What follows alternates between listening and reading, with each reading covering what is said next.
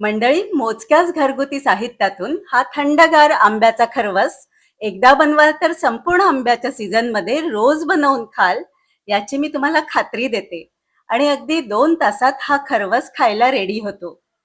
नमस्कार, स्वागत आहे तुम्हा सर्वांचं संगीताच्या मुतपाकखान्यामध्ये. आंब्याचा खरवस बनवण्यासाठी मी 2 वाट्या भरून ताजं दही घेतलंय. कुठल्याही मापाच्या वाट्या तुम्ही घेऊ शकता. हे दही चक्क्यासाठी जसं टांगतात तसं तुम्ही टांगून ठेवू शकतात, किंवा असं जाळीवरती सुती कापड ठेवायचं आणि त्यावरती हे दही घालून घ्यायचं आणि घट्ट पिळून घ्यायचं आणि अर्धा तासासाठी यावर एखादा खलबत्ता किंवा कुठलंही वजनदार वस्तू ठेवून द्यायची, जेणेकरून दह्यामधलं सगळं पाणी निघून जाईल. आता जोपर्यंत दह्यामधलं पाणी निघून जातंय तोपर्यंत 2 मोठ्या पिकलेल्या आंब्याच्या फोडी करून घ्यायच्या. तुम्ही कुठलेही आंबे घेऊ शकता.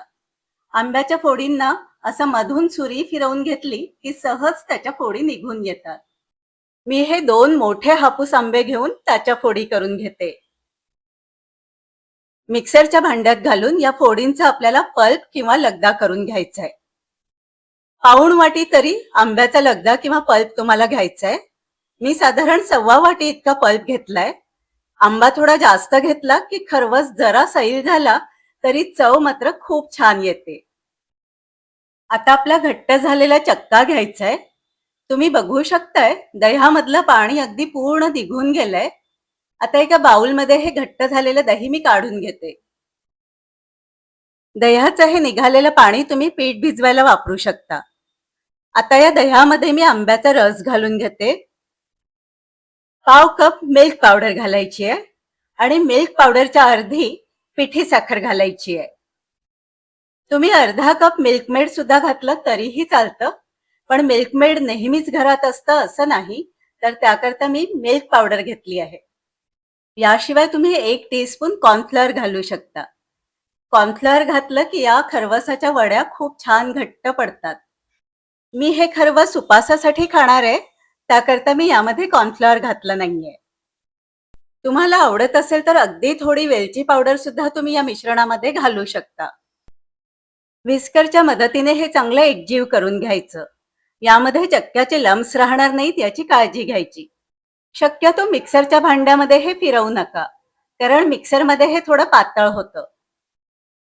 आता एका केक टिनला सगळ्या बाजूंनी मी तूप लावून घेते आणि एक बटर पेपर या भांड्यामध्ये ठेवून घेते.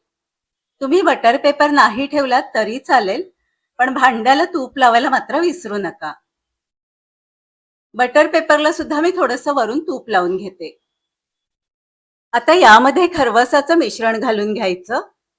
हे भांड थोडं ठोकून घ्यायचं आणि मिश्रणाच्या वरून जर असं स्पॅच्युला लावून सारखं करून घ्यायचं. आता एकीकडे गॅसवरती कढईमध्ये मी पाणी गरम करायला ठेवलंय. पाण्याला चांगली उकळी आलीये. आता या स्टँडवरती आपल्याला हे खरवसाचं भांड ठेवून द्यायचं आणि त्यावर झाकणी ठेवून द्यायची. झाकण ठेवून 20 मिनिटांसाठी फुल गॅसवरती आपल्याला हा खरवस वाफवून घ्यायचा आहे. आता 20 मिनिटांनी बघा, खरवसाच्या कडा भांड्यापासून मोकळ्या झाल्यात. खरवस आपला तयार झालाय. गॅसची फ्लेम मी बंद करून टाकली आहे. तुम्ही एखाद्या टूथपिकने किंवा सुरीच्या मदतीने चेक करू शकता. ही सुरी बघा अगदी क्लीन बाहेर आलीये, म्हणजे आपला खरवस तयार झालाय. आता हा खरवस बाहेर काढून थोडा थंड झाला की 2 तासासाठी मी याला फ्रीज मध्ये ठेवून देणार आहे. आता हा खरवस थोडा थंड झालाय. याला छान चमक पण आलीये. पण थंडगार असा हा खरवस खायला खूपच छान लागतो.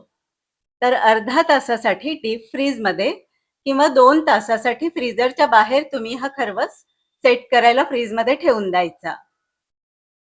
मी डीप फ्रीज मध्ये न ठेवता 2 तासांसाठी फ्रीजरच्या बाहेरच हा खरवस ठेवून देणार आहे. आता 2 तासांनी हा खरवस मी फ्रीज मधून बाहेर काढलाय. छान घट्ट झालाय हा खरवस आणि खूप चमकदार पण झालाय बघा.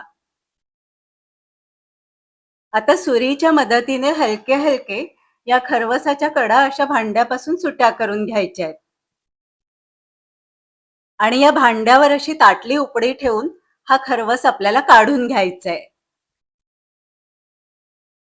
तुम्ही बघू शकताय छान मऊ आणि स्पॉन्जी खरवस तयार झालंय. खरवसावर कुठल्याही गार्निशिंगची आवश्यकता नसते. तरीही तुम्हाला हवं असेल तर थोडे बदाम आणि पिस्त्याचे काप तुम्ही घालू शकता.